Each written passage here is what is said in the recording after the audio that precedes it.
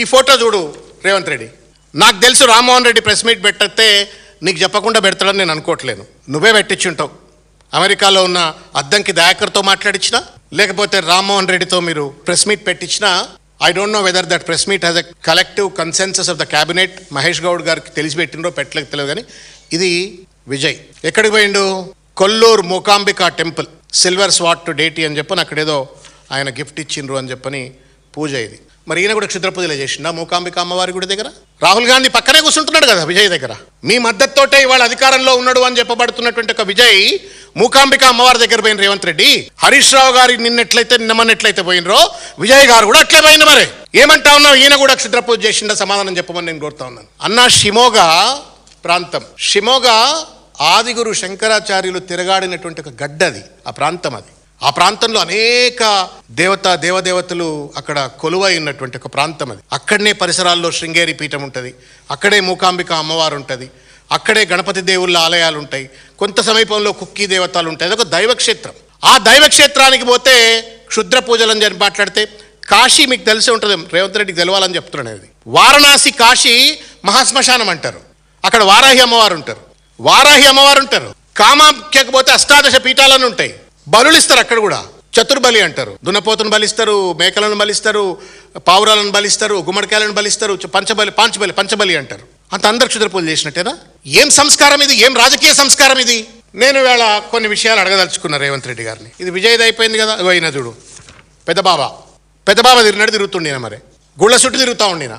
ఖీర్ భవానీ మందిర్కు పోయినా, జమ్మూ కాశ్మీర్లో ఖీర్ భవానీ మందిర్కు పోయిండినా. ఈయన కూడా క్షుద్ర పూజలు చేసిండా? మహేష్ గౌడ్ గారు సమాధానం చెప్పాలని చెప్పి నేను కోరుతున్నా. రేవంత్ రెడ్డి సమాధానం చెప్పాలని చెప్పి నేను కోరుతున్నా. Meenakshi Natarajan must answer. ఇగో సిద్ధరామయ్య కర్ణాటక మాజీ ముఖ్యమంత్రి. ఇగో on the banks of Papanashini river దగ్గర, నది దగ్గర బలితర్పణం చేసిన రాహుల్ గాంధీ. వీళ్ళంతా క్షుద్ర పూజలే చేసిండ్రా రేవంత్ రెడ్డి? ఎందుకు? కనీసం ఏ రాజకీయ పార్టీలు కూడా ఇంత చిల్లరమల్లరగా మాట్లాడలేదు దేశంలో. ఈయన డికే శివకుమార్, ఇగో పెద్ద బాబా. ఏం మాటలు రేవంత్ రెడ్డి గారు? నీకు సంపద సృష్టించరా? అట్లా ఇచ్చిన వాగ్దానాలు అమలు చేయరా? అట్లా పరిపాలనపై పట్టు సాధించలేకపోతున్నావు. నీ క్యాబినెట్లో ఉన్న మంత్రుల నుండి సయోధ్యను సంపాదించుకోలేకపోతున్నావు. దోపిడికి పాల్పడుతున్నావు, అవినీతికి పాల్పడుతున్నావు, నోటికొచ్చినట్టుగా దురదపడ్డట్టుగా ఇష్టం వచ్చినట్టుగా మాట్లాడుతున్నావు. ఇంజనీరింగ్ విద్యార్థులను క్రిమినల్ వేస్ట్ అంటావు. ఫీ రియంబర్స్మెంట్ ఇవ్వమంటే కళాశాల వాళ్ళని బ్లాక్మెయిల్ చేస్తావు. ఉద్యోగాలు ఇవ్వమంటే లాఠీలతో కొడతావు. ఏం పరిపాలనవే ఇది? రాజకీయాన్ని ఇంత నీచ స్థాయికి దయచేసి దిగదార్చొద్దు Revanth Reddy. Politics is a persuasive debate on policies. నాటి చిల్లరమల్లర క్షుద్ర పూజలు, ఎదర పూజలని నీ మీద కూడా నేను చెప్పకూడదు కానీ చెప్తున్నా ఇప్పుడు. మరిగా రేవంత్ రెడ్డి గారు కూడా బయట పుకార్లు ఉన్నాయి. రేవంత్ రెడ్డి గారు కూడా క్షుద్ర పూజలు చాలా చేస్తుండే అని చెప్పని నాకు కొంత విఘ్నత ఉండే కాబట్టి నేను ఎప్పుడు ప్రెస్ మీట్ మాట్లాడలే.